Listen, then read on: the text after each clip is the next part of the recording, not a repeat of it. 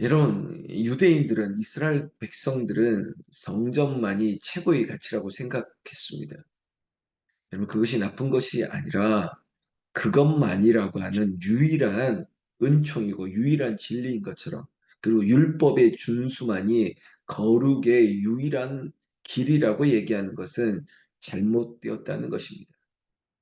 율법이 유익한 거죠. 그리고 성전이 좋은 것이죠. 그러나 성전 안에만 하나님의 영광이 있고 율법을 준수해야만 의롭게 되고, 그것이 구원의 역사인 것처럼 유일한 것인 것처럼 말하는 것, 그것은 잘못이라는 거죠.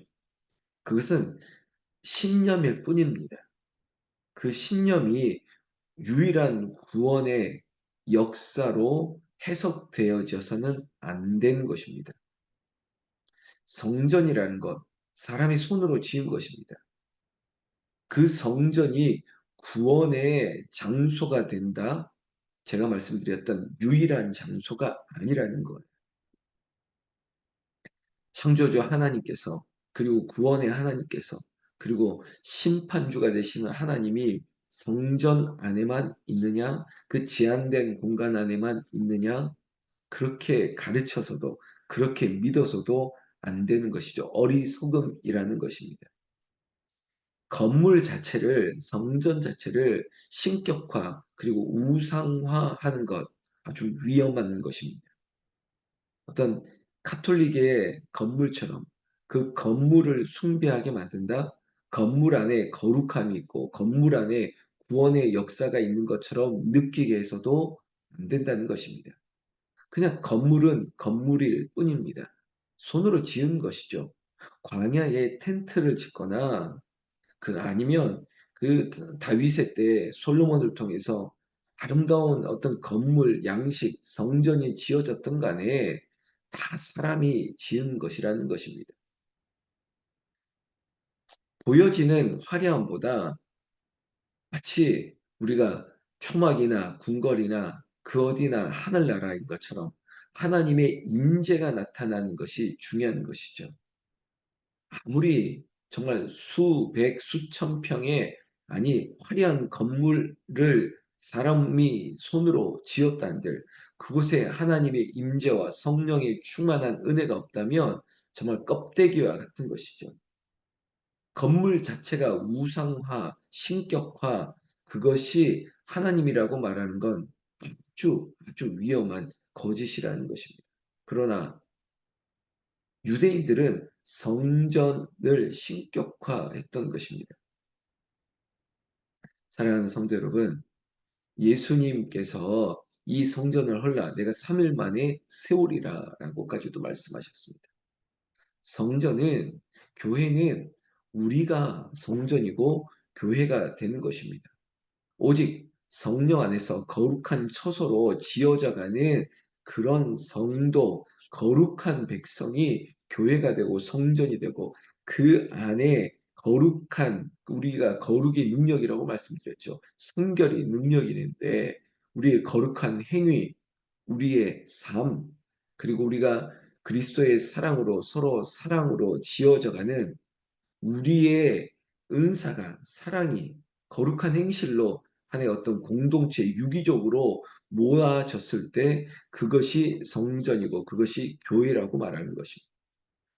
여러분, 지금의 신약시대 이후의 교회는 거룩한 믿는 자들의 무리들이 성도가 되고 그것이 교회를 이룬 것이죠. 개신교의 교회는 화려할 필요가 없는 것입니다.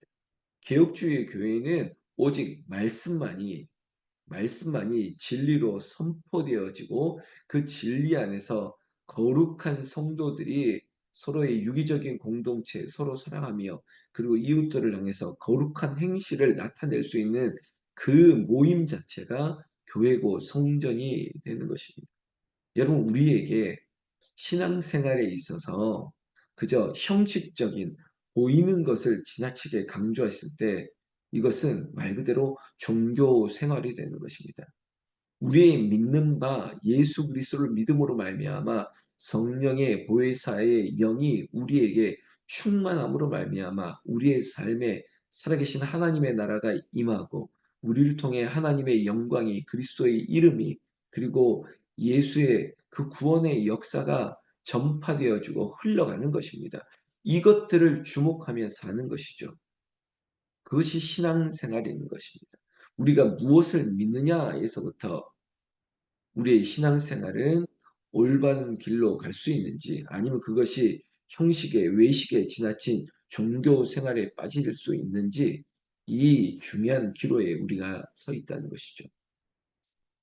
여러분 오늘 이 사도행전 7장 말씀이 제가 모두의 말씀이 긴 것처럼 말씀드렸지만 스데반 집사님이 공회 앞에 섰습니다. 그리고 종교 지도자들 앞에 섰습니다.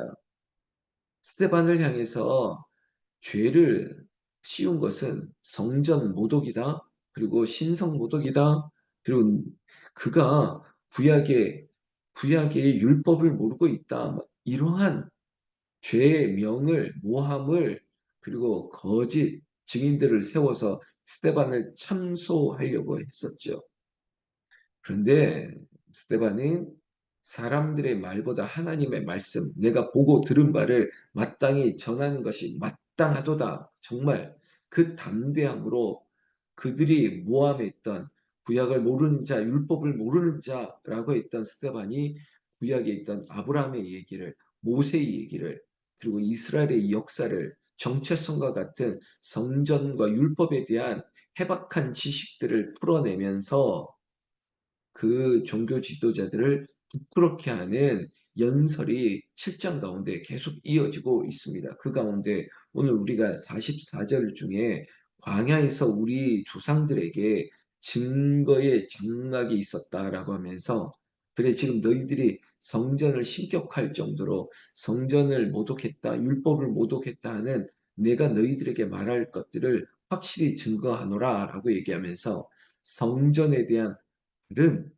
다른 생각을 아니 다른 진리를 전해주고 있다는 것입니다.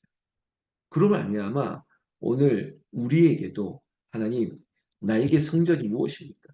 그리고 내가 믿는 바는 도대체 무엇인 것입니까? 우리가 거룩한 성령, 그 성령 안에서 우리가 서로 세워져 가는 것, 우리 가정도 지금 새거롭게 오는 이곳이 성전이 되고 교회가 되고 이곳에 하나님의 영광이 임하고 우리의 거룩한 이 능력이 삶을 통해서 증거되어지고 그리고 내가 더 이웃을, 가족을, 내 공동체를 서로를 사랑할 수 있는 이 아름다운 역사들이 세워져 가는 것. 그것들을 알게 하시는 대목이라는 것입니다.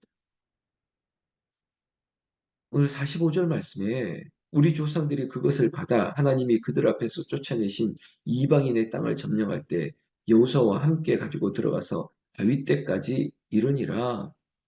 여러분, 하나님께서 역사하실 때 구원의 역사는 항상 사람을 통해서 이어져 가고 있습니다.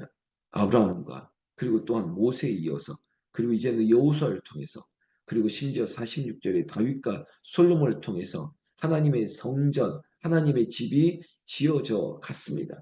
사람의 손으로 지은 것입니다.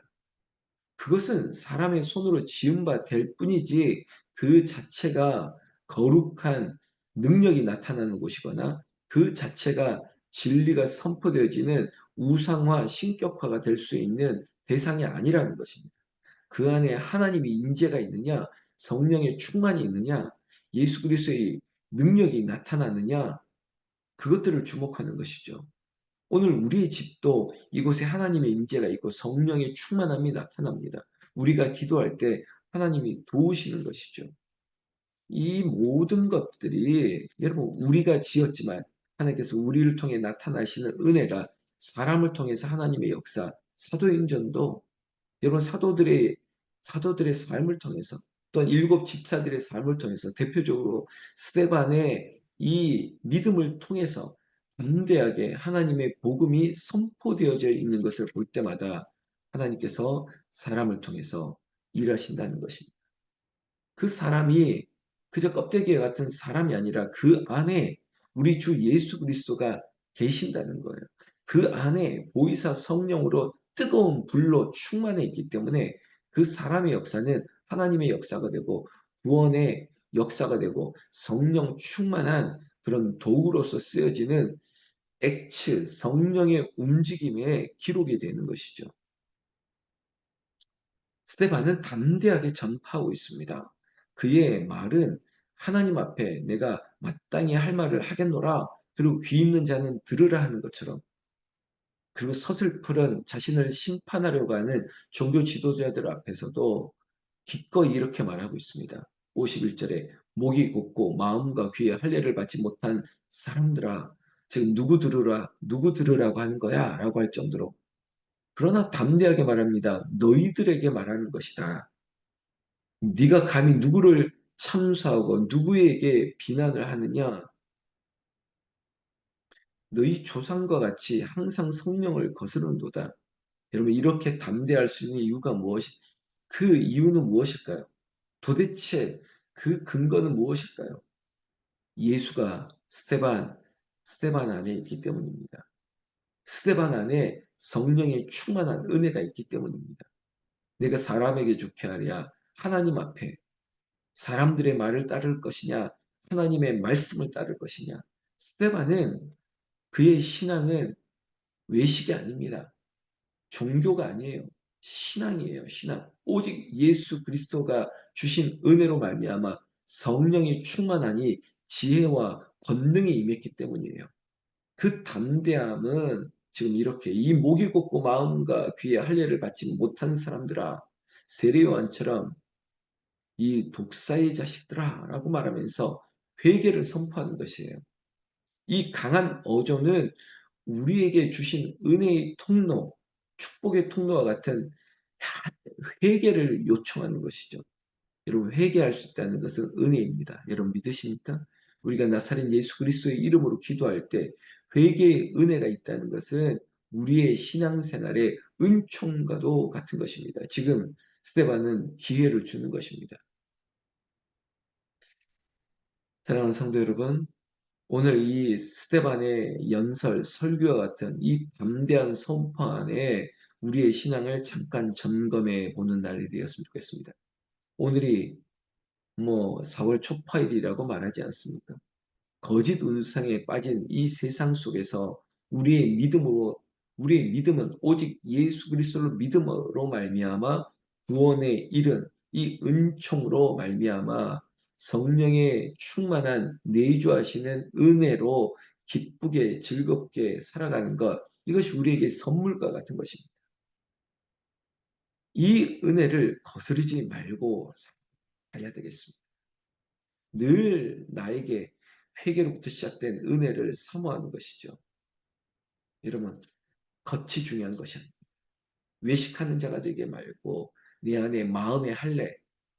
여러분, 난지 8일 만에 할례를 받은 자만이 구원은 받았다라고 하는 그런 거짓 외식이 아니라 마음의 할례, 나는 구원받은 자로서 늘 주님의 이름 앞에 회개하며 그 회개하는 어제 오늘 날마다 회개하는 은혜로 말미암아 나를 새롭게 하고 변화되게 하고, 그리고 나로 말미암아 하나님의 영광에 나타난 성전이 되어가고, 내가 교회가 되고, 내가 우리 가정에 지금 이 자리가 하나님의 거룩한 은혜가 머무르는 곳이 되고, 이 은혜가 또한 흘러가게 되는 역사, 이 모든 은혜가 우리의 새벽을 깨우는 이 자리에, 그리고 이 영상을 보고 있는 우리의 믿음, 우리의 신앙생활 가운데 성령의 충만한 은혜가 흘러 넘쳐 충만이 되기를 나는 우리 주 예수님의 이름으로 축원합니다.